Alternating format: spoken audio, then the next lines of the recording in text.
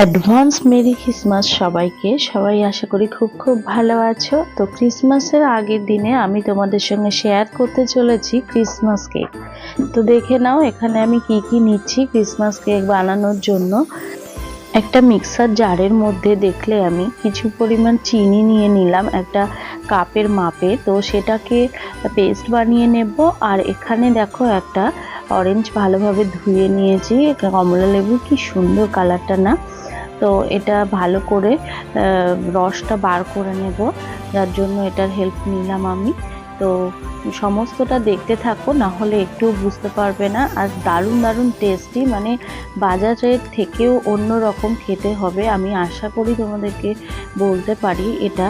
তো দেখে নাও, শেষ পর্যন্ত রসটা বের করে নিলাম। আর দেখো এখানে চিনির পেস্টটা রেডি হয়ে গেছে। আর এখানে দিয়ে দেব আমার এই হাফের থেকে একটু বেশি আছে বাটারটা দিয়ে দেব। বাটারটা না দিলেও হবে, কিন্তু বাটারটা দিলে টেস্টটা বেটার হবে, সে কারণে আমি বাটার দিচ্ছি। আর আমি পরপর কি দিচ্ছি দেখে নাও। তো এখানে ডিম দিচ্ছি, 3টে ডিম দেব পরিমাণ মতো। আমি এখানে একটা মাপে করছি বলে 3টে দিলাম, তোমরা একটু বেশি হলে বেশি দেবে, ঘনত্বটা বুঝে করলেই হবে। তো এখানে আমি ডিমের পরে দিয়ে দিচ্ছি ভ্যানিলা এসেন্স। ভ্যানিলা এসেন্সটা দিলে কেকের ফ্লেভারটা আসে। আর এখানে অরেঞ্জটা দিচ্ছি যাতে আরও একটু সুন্দর ফ্লেভার আসে।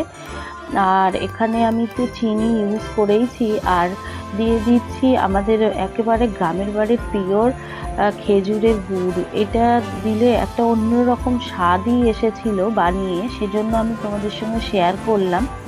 কি একটু খেজুরের রস গুড় দিলাম। আর এখানে দুধ দিলাম অল্প, মাইক্রো ওভেনেই গরম করে নিয়েছি 1 কাপ দুধ।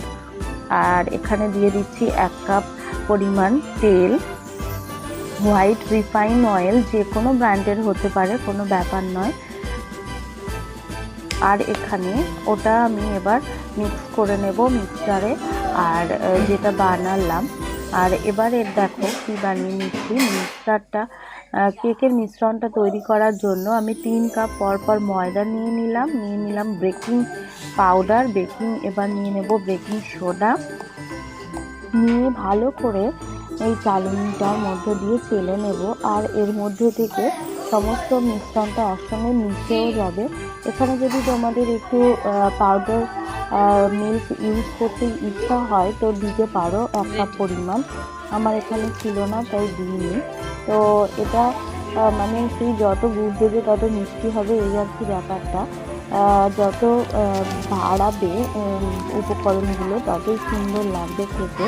তো এইটা এবার আমি একটা বড় পাত্রে নিয়ে নিলাম, নিয়ে যেটা আমি প্রথমে রেডি করলাম সেই মিশ্রণটা ময়দার মধ্যে দিয়ে দিলাম। এবার ভালোভাবে কোনো যাতে ভিতরে কোনো রকম মিশ্রণের মধ্যে কোনো শুকনো ব্যাপারটা না থাকে, সেজন্য এখানে দেখো আমি সুন্দরভাবে নাড়িয়ে একদম ব্যাটারটাকে কীভাবে রেডি করে নিচ্ছি দেখতে থাকো।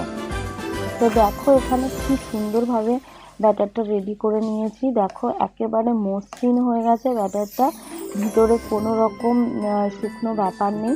এবার আমরা কোন পাত্রে রেডি করব কেকটা, তো চলো সেটা রেডি করে নিই।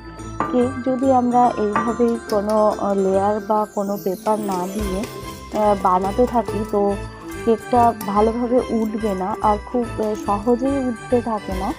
আর একেবারে মানে নিচটা পুড়ে যাওয়ার সম্ভাবনা থাকে, সে কারণে এরকম একটা বোল নিয়েছি আমি মাইক্রো ওভেনের। আর তোমরা চাইলে প্রেসার কুকারে বানাতে পারো, প্রেসার কুকারে সেম পদ্ধতিতে ফলো করতে হবে। এরকম তেল দিয়ে অয়েল ব্রাশ করে নিতে হবে, তারপর একটু ময়দা বা আটা দিয়ে একটা লেয়ার বানিয়ে নিতে হবে। মানে ওই তোমার পেপারটা আর ইউজ করতে হবে না, যদি এটা না পারো তো পেপার কাটিং করে সেটাকে একটু অয়েল ব্রাশ করে পেপারটা দিয়ে দিলেও হবে, একই ব্যাপার। তো আমি এখানে এইভাবে লেয়ার করে করে রেডি করে নিয়েছি, কোনোভাবে পুড়বে না। আর এখানে দেখো কিছু ড্রাই ফ্রুটস নিয়ে নিয়েছি, চেরি আছে, আর কাজু আছে, আর কিশমিশ আছে, সেগুলোকে একটু ময়দা মাখিয়ে নিয়েছি, কেন কি কোনো কোড না থাকলে ময়দার ওগুলো একেবারে পুড়ে ছাই হয়ে যায়, বাজে লাগে খেতে। সে কারণে একটু ময়দা মাখিয়ে নিলে সুন্দর থাকে ব্যাপারটা, একদম একটা একটা থাকে, কোনো পড়ে না, আর খেতেও দারুণ হয়।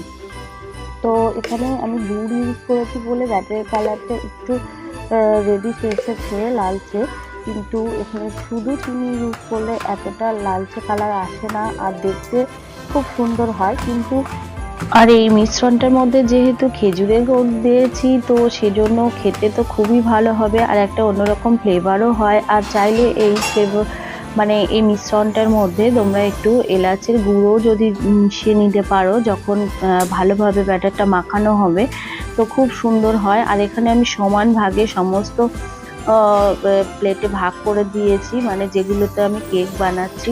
মিশ্রণটা ভাগ করে দেওয়ার পরে সুন্দরভাবে সব ড্রাই ফ্রুটসগুলো দিয়ে দিয়েছি সাজিয়ে ইচ্ছে মতো।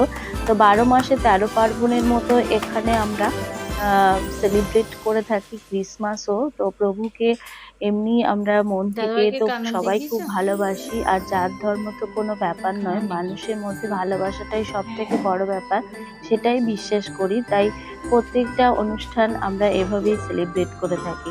তো ক্রিসমাস কেক বানাচ্ছি সেই কারণেই, আর তোমাদের সঙ্গে এবার শেয়ারও করছি।